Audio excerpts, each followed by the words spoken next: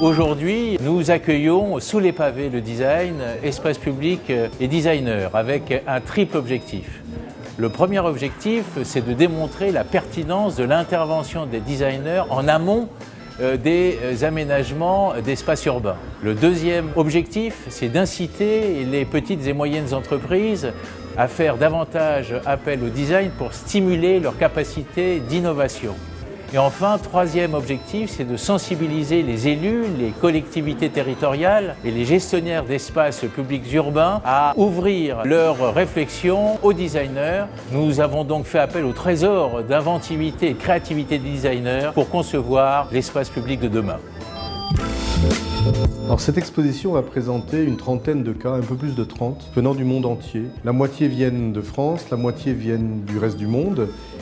J'ai préféré choisir des cas qui étaient même presque plus anciens, d'il y a une dizaine d'années ou plus, parce qu'ils étaient vraiment très forts. Le travail de design montre que l'espace public est une ressource, et pas du tout un réceptacle dans lequel on met plein de choses.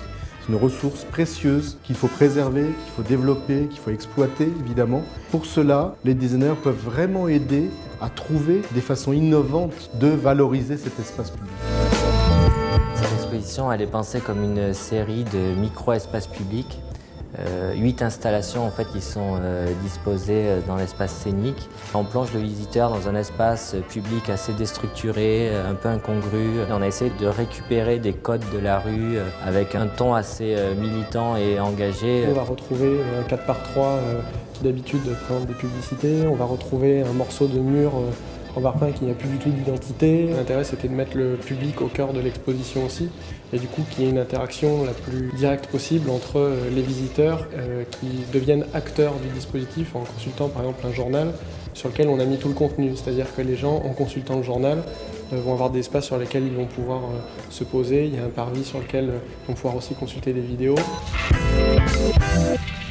Le lieu du design a organisé préalablement à cette exposition une consultation auprès de 3 designers, Nathalie Crassé, Olivier Péricot et Jean-Louis Fréchin, pour leur demander quelle était leur vision de l'espace public, premièrement, et leur demander des méthodologies, des projets d'intervention sur l'espace public. Ces travaux ont révélé la richesse et la singularité de l'approche des designers, qui est différente et donc complémentaire de celle des architectes, des urbanistes ou des paysagistes.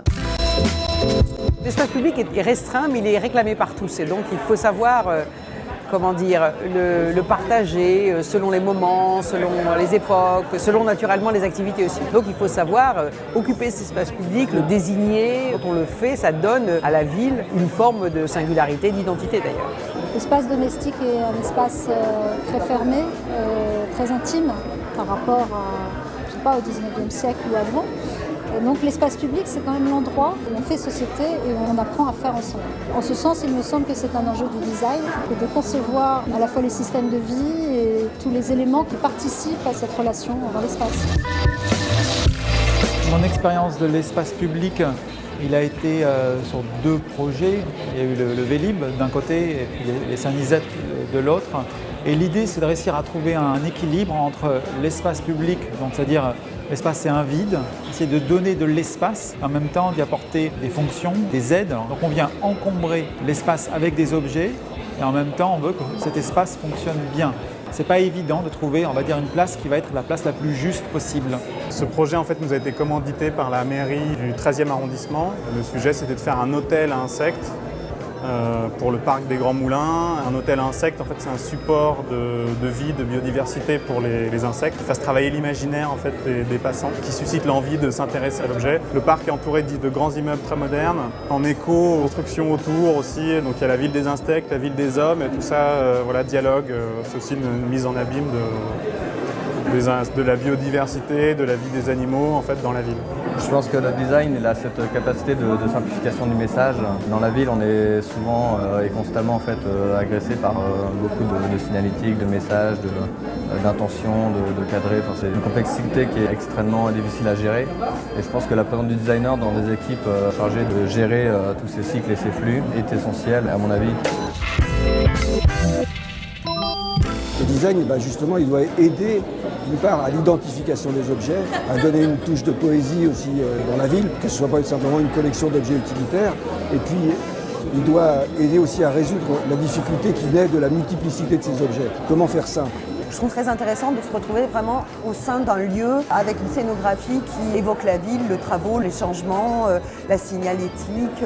Et j'aime en particulier l'aspect journal qui permet d'aller plus loin dans l'exposition. Et du coup, en fait, moi je me dis il faut d'abord prendre le journal et après voir l'exposition pour venir finalement ici comme dans une ville.